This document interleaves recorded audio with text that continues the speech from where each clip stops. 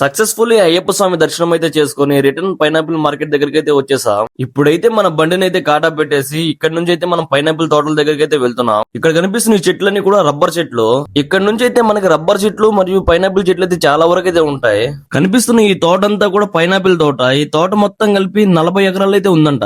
First time అయితే నేనైతే చెట్టుకైతే మాగిపోయిన pineapple అయితే చూస్తున్నాను.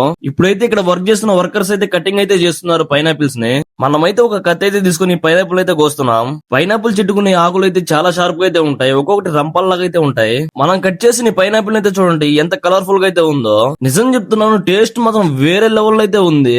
మనకి అయితే ఎంతో అదృష్టం అయితే ఉండాలి ఇలాంటి ఫ్రూట్ అయితే మనం ఈ తోటలో అయితే తినాలంటే. ఫైనల్ గా మన బండి లోడ్ అయితే అయిపోయింది. పట్టగట్టేసి మనం అయితే ఇక్కడ నుంచి అయితే స్టార్ట్ అవుతున్నాం. ఇప్పుడైతే మనం తినేసి ఇక్కడ నుంచి అయితే స్టార్ట్ అవుతున్నాం. మన అన్లోడ్ పాయింట్ వచ్చేసి 670 కిలోమీటర్స్ దూరంలో అయితే ఉంది రాయచోటి.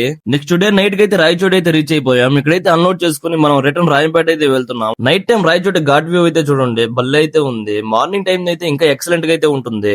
మన వీడియో నచ్చినట్టయితే ఒక ఫాలో ఒక లైక్ అయితే చేయండి.